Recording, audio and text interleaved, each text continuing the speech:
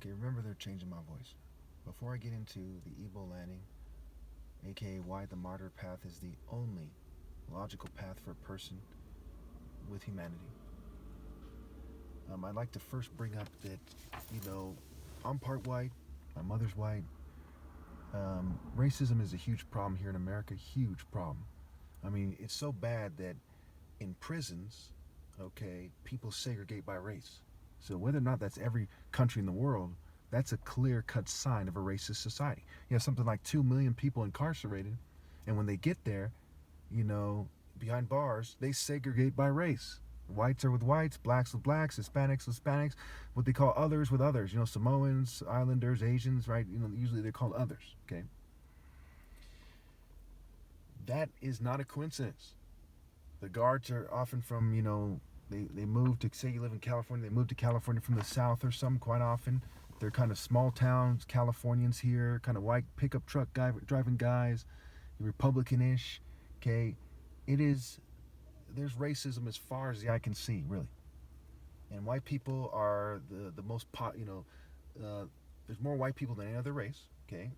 Jews have an inordinate influence, and LGBT people have inordinate influence. Just look at the news, Hollywood, everyone basically gets that, okay? So they disproportionately influence society and control the direction of society and what have you, okay? So it is impossible to fairly, with righteousness and justice in mind, talk about the problems of society without talking about where it comes from first and foremost, okay? Is the homeless person bringing down this nation? No. Okay? Is a single mother in the ghetto bringing down this nation? No. Okay? It is rich people who are disproportionately from those groups, right? Black people are less than, 13% of America. Last I checked, they own less than 1/2 of 1% of the capital, okay? Disproportionately poor. They don't influence things enough to be the most to blame for the despicable state of the United States of America. And so it is in Europe, and even in Africa, where Africans are like puppet leaders, and the West and Europe and Israel influence Africa more than black people in those black African nations, okay? And Berbers and what have you in Libya, right? They're influenced, the sphere of influence of the West is extreme. And this is geopolitics 101. So that needs to be understood, okay? A lot of people pushing back, trying to provoke me, trying to chop my arguments up to me being racist. I'm not racist. I'm not even one race. Okay, point number one. There are white and whitewashed people who are the main people who have ruined all attractive females, okay? And they drastically downplay the problem. And thugs offer no logical solution as well. Okay, so we look at this thing, okay? Say you're me. Put yourself in my shoes. You're mulatto. You're from the upper middle class. Your son of 2 doctors, your dad's a brain surgeon. Okay, you're biracial, so you're different than other people. Okay, which is a plus, because you don't default with a group that's the fucking problem. You're like, what do I do? What do I do as a mulatto person, the son of a brain surgeon? To him who much is given, much is expected. What is the one who much is expected for that particular reason do in this situation? Okay. You see a bunch of white and whitewashed people who are the core problem, the main people who have ruined society and ruined all attractive women, the main reason you're shunned. Okay, there's no denying that. You have to be out of your mind to deny that. Look at frats, jocks, emos, goths, and the token minority groups. Look at secret societies, corporate groups, political groups, right? It's white and whitewashed people that have ruined everything. Okay, pretty straightforward. And some try to confuse things by saying, what's white? You know what the hell I mean. Okay. Put it simply, okay, the black ghetto guy who's a thug is the point of reference for black American, okay? Bear with me now, okay? The Carlton type of guy, the white talking black guy, the token minority, is the point of reference for a whitewashed black guy. However, not every whitewashed black guy is perfectly Carlton, nor is every black American perfectly Snoop Dogg or something, okay? Or Tupac, okay? Those are the point of references. Those are like close to dead center for that. Now there's also black African, okay? And there's second generation African, okay? And they can be whitewashed too. So, and they could also be ghetto too, depending on the situation, Sometimes Africans come here and they're from a ghetto in Africa, and they take on African American culture so fast, it's unbelievable. Okay? But when we look at this thing, these white and whitewashed people have ruined our society, and thugs, all the other races who are thugs, any of the members who are thugs have no logical solution. Selling drugs is not going to solve the problem. Okay? Being a hustler is not going to solve the problem. Stealing is not going to solve the problem. Okay? Working at a McDonald's or selling cell phones is not going to solve the problem. Okay? So none of the groups we have here in America are of the mind state that would allow them to solve the problem, are equipped to solve the problem, financially able, and so on and so forth. The problem is white and whitewashed people as groups, right? There's exceptions, there's rules, and there's exceptions. However, in this case, at this point in history, I don't see a single exception to a white person who is part of the problem and not part of the solution. Okay? And again, I'm not racist. This is just the facts. If you think I'm wrong, please make your case. I keep saying make your case. No one ever does. No matter how many views. I could get 3 views. I could get 300. Okay? No one ever makes the case because they know I'm right. Okay? So there are white and whitewashed people who are the main people who have ruined all attractive females that drastically downplay the problem, and thugs offer no logical solution as well. Okay? Now, some of you might say that's racist. Then why aren't you saying that?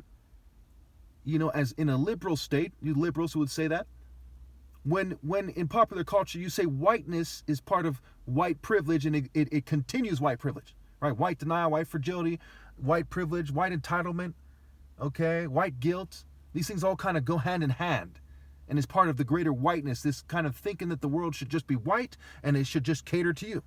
Just because you can point to North Korea and say, hey, they're hyper-nationalists as well. And you can point to, wherever the hell else, Mexico, wherever the hell else it would be, doesn't mean that that's not a fucking problem. If there's crime in other parts of the world, you say, well, there's crime there, so let's not try to solve the problem. That's called fucking stupid. Some caveman bullshit. Anyway, point number 2. Whitewashed devil counselors and other controlled opposition scum throw fuel on the fire by giving bad state-approved advice. So if I was in high school, for example, and I'm like, man, I'm having trouble getting good grades. I'm worried about my future. I don't want to be another homeless black guy, another statistic. What do you think I should do? They give me some bitch-ass fucking shit that they should get fucking beat up for. You know what I'm saying? It's that bad. They give you some fucking, some clueless bitch shit because the state, doesn't offer any solutions. They've ruined everything. Greedy corporate rat race, crony capitalist bullshit, fake communist movement bullshit, mixed together, complete bullshit, and they offer no fucking solutions and some bitch-ass counselor or go take your fucking medicine and get fucked in the ass. That's their fucking solutions, okay? They may as well say it that way. They say, well, you ever tried taking up a hobby? You ever tried, maybe you should go to work part-time, maybe you should switch your classes around. The problem is the teaching method. When you're talking about school, it's how it's structured, how long the hours are. It's learning things we're going to forget by the fucking end of college anyway. Wasting your fucking time. They're trying to teach you to be white and instead of giving you job skills and coming together as educational institutions to make society fair. What the fuck are they there for? They're there to make you a white man's bitch. Make you a whitewashed bitch and a white man's bitch, and the thug offers no fucking solution. How the fuck am I supposed to feel about it? All right, let me calm down a little bit. Got a little headache, being fumed. And then, of course, they're trying to stop me from speaking on it and provoking me. You think I'd be talking like this if we're sitting down on suits and, and discussing on TV? No. But I'm fucking fumed and provoked and poisoned, and I got a fucking headache. All right. And not just from yelling either. From being fumed before I started yelling. Point number 3. Here, we must consider the difference between the hero, the overseer, the house black, and the field black. We can't stress this enough. You say, what is the problem? Part of the problem is the forms of the people we see. It's a part of the formula of failure instead of a formula for success. The house black is a fucking traitor to God and the principles of good. So is the overseer, so is the field black. And they're all looking for you to take their side.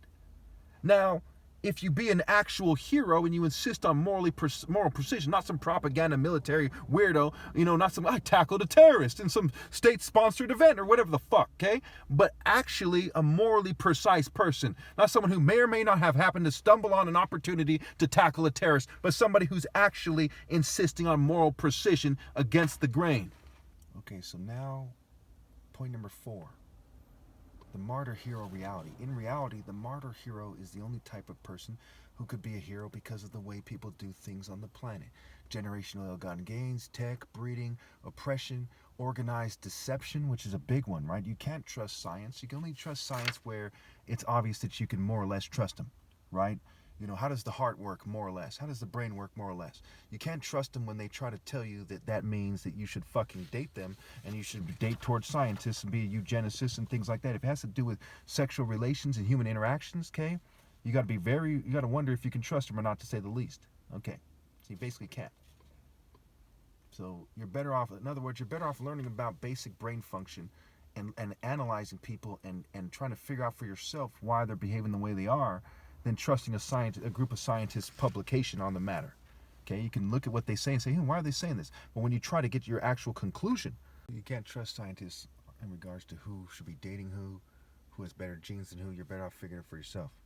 And obviously, no one should be reproducing. If you don't know that, you're an idiot. Okay, if you don't hate the types of people who pretend to be superior and are oppressing everybody, then you are pretty crazy. Okay, that's not a good thing. Don't listen to these stupid liberals who lead you astray every moment of every day, okay? Or these conservatives or these libertarians. Think about it. Point number 5. Many shady people defend the greater white culture of the state and nobody wants to prioritize fixing it.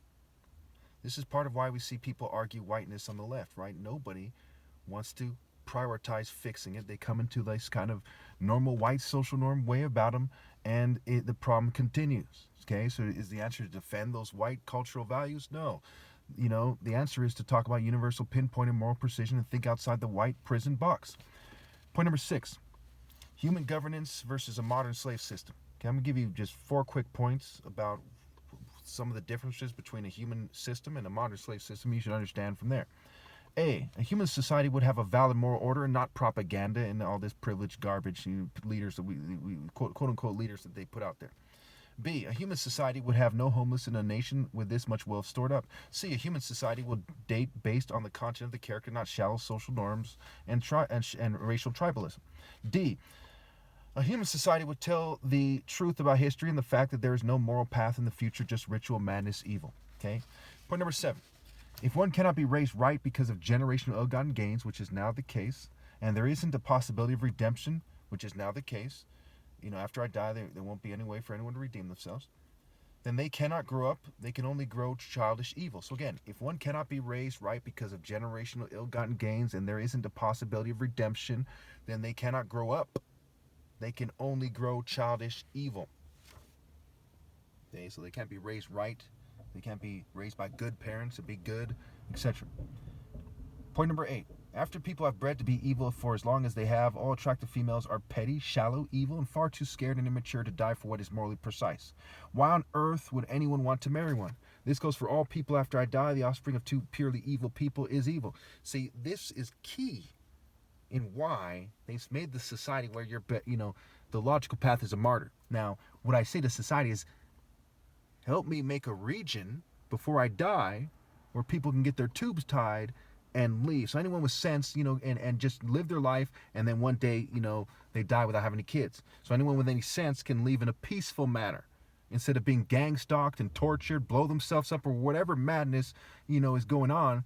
You need to create a situation where they can have their freedoms and they can be in a region. Okay, you can block the regions, if you really want to. I'm not for it, but you have that option to block the YouTube channels and the social media and so on from that region. But let them live in that region in peace. Let them have a certain quality of living and so on and so forth. Man, this is not rocket science.